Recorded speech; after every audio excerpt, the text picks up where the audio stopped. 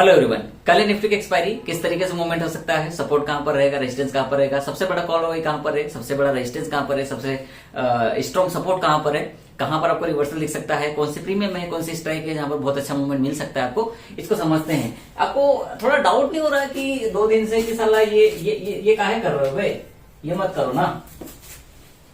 आप 2-2 घंटे मार्केट को, 2 घंटे क्या 3-3 घंटे, आप मान लो 12:30 से लेके 3:30 घंटे होते हैं, 3-3 घंटे आप मार्केट को सिर्फ 60 रुपए 70 रुपए की रेंज में रख रहे हो। करना क्या चाहते हो, कुछ तो पकड़ा है, ठीक है। अब पकड़ा है का इन से यही तो दिक्कत है, ये जो 26,000 का पुट हुई है ना, ये कुछ करने ही नहीं दे रहा मार्केट में। आज अगर हमने मॉर्निंग में देखा हो 26,000 का पुट हुई, 950 का पुट हुई, 850 का पुट हुई, 26,100 का पुट हुई, ये कर क्या रहे हैं, ये लगातार बढ़ रहे हैं। चलो हर जगह चारों स्ट्राइक में अगर पुटवाई बढ़ रहा है तो मार्केट ऊपर क्यों नहीं जा रहा है, ऊपर भी नहीं जा रहा है। वहीं आप अगर 26,000 के कॉल वाई को देखोगे वो भी बढ़ रहा है, जबकि 100 का नहीं बढ़ रहा। गजब मार्केट है, मतलब लाइक हवा चल रही है, पता नहीं मार्केट में वही काम नहीं कर रहा है। वैसे उसको इस तरीके से नहीं, जैसे काम नहीं कर रहा है, जो दिखा रहा है वो हो नहीं रहा है।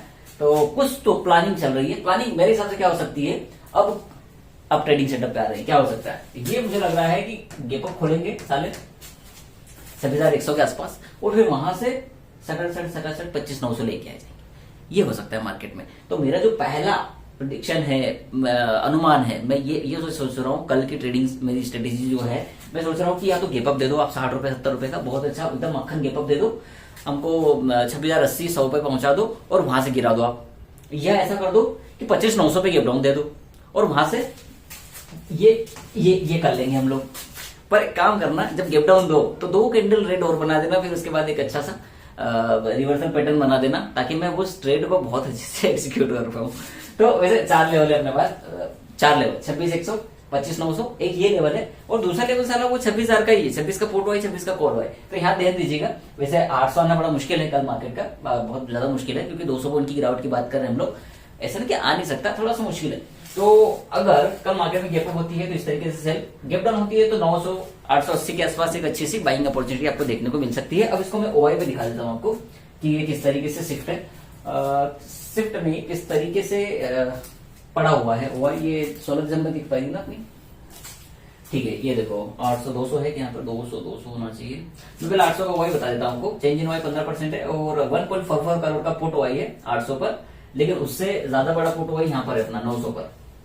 कामयाब है मार्केट, ये है लगभग 2 करोड़ के आसपास, 1.8 करोड़ है वो। कल सुबह 2 करोड़ आपको दिख जाएगा खुलते खुलते ही। और दूसरा है ये 26,000 में, इसकी तो बात कर रहा हूँ कि ये साला 26,000 का कुछ करने नहीं दे रहा है। यहाँ पर देखिए 1 करोड़ का हुआ यहाँ पर है, और 1.5 करोड़ का कॉल हुआ यहाँ पर है, और 1.5 करोड़ यहाँ पर है। तो 26,100 26,200 ये बड़ा रेजिस्टेंस है। 26,000 रेजिस्टेंस की तरह काम नहीं कर रहा है फिलहाल, हाँ सपोर्ट की तरह काम कर रहा है वो, क्योंकि वहां से बार बार लास्ट टाइम भी, लास्ट डे भी ट्रिपल बॉटम बना था, आज भी लगभग वहां पर डबल बॉटम बना हुआ है। तो अपने को क्या करना है, वाई के हिसाब से हमारे पास जो बड़ी रेंज है वो है ये 25,800 है, ठीक है। 25,800 से 26,100 एक बड़ी रेंज है 300 पॉइंट की। छोटी रेंज की बात करें तो 25,900 से 26,050 से 26,100 इस तरीके से रेंज है। और अगर मार्केट कल नीचे खुल जाता है तो ये जो 26,000 का सपोर्ट है ये कल रेजिस्टेंस की तरह काम करेगा और सपोर्ट बन जाएगा 850 के आसपास, 25,850 या 900 इस तरीके से काम करेगा। अगर 850 तोड़ते तो फिर 800 का इंतजार करना, वहां से एक अच्छी बाइंग अपॉर्चुनिटी अपने को देखने को मिल सकती है। चलो साथ में सेंसेक्स भी देख लेते हैं, उसमें क्या हो रहा है।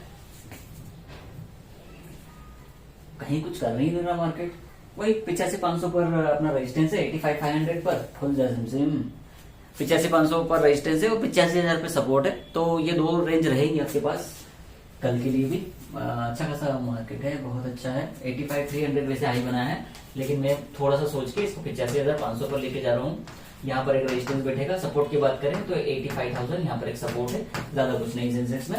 ये टॉप थे, ये डबल बॉटम बना है, ट्रिपल बॉटम भी यहीं से बन सकता है और ट्रिपल टॉप भी यहीं से बन सकता है। तो सेंसेक्स में ज्यादा कुछ नहीं है। तो इन लेवल्स को ध्यान रखिएगा, यहाँ पर बाय सेल करेंगे तो बेहतर प्रॉफिट मिल सकता है, यहीं पर मैं ट्राई करूंगा। हाँ, अब स्ट्राइक कौन से ले सकते हैं, जैसे मैं तो सजेस्ट तो नहीं करता, ऐसे ही अपन बात कर रहे हैं, लेना नहीं लेना आपके ऊपर है। पर अगर मेरी बात करें, अगर मार्केट 26,100 के आसपास पहुंच जाता है तो मैं ट्राई करूंगा कि मैं 26,150 के पुट को बाय करूं और सेल की बात करूंगा तो मैं 26,250, 26,300 को सेल करने का ट्राई करूंगा, क्योंकि उस टाइम प्रीमियम थोड़ी महंगे हो जाएंगे। और जैसे जैसे मार्केट नीचे खिसकता जाएगा फिर मैं 26,200 को सेल करने लग जाऊंगा।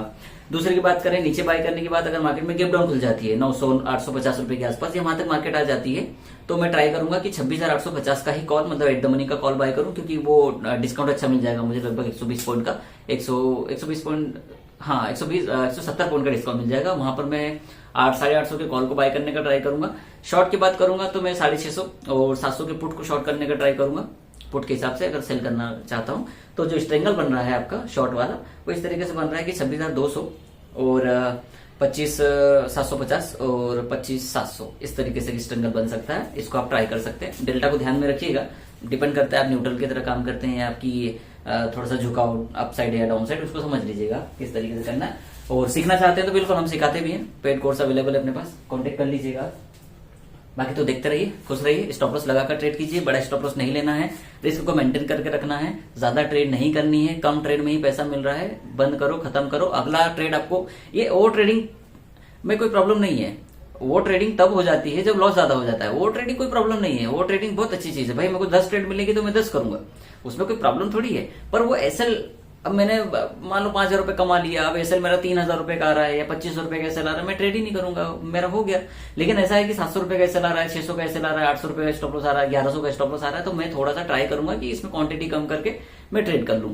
वो ट्रेडिंग कोई प्रॉब्लम नहीं है, स्टॉप लॉस प्रॉब्लम है। हम क्या करते हैं, पूरा प्रॉफिट दाव पे लगा देते हैं, फिर रोते रहते हैं, फिर वो भी चला जाता है, फिर उसके बाद और लॉस हो जाता है। तो सुकून से करो ट्रेडिंग, बहुत पैसा है, मक्खन पैसा है। इक्विटी में भी अच्छा ही पैसा है, जरूरी नहीं कि ऑप्शन करो, ऐसा कुछ जरूरी नहीं।